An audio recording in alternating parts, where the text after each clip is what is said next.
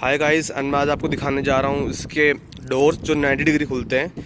तो इसके चारों डोर्स आपको 90 डिग्री खुलते हैं। ये देखिए, ये फर्स्ट डोर फुल 90 डिग्री, ये सेकंड डोर ये भी full 90 degree, and same case आपका उधर भी है। चारों डोर्स इसके 90 डिग्री खुलते हैं फुल। मैं दिखाता हूँ वाले डोर को खोल के आपको एक बार।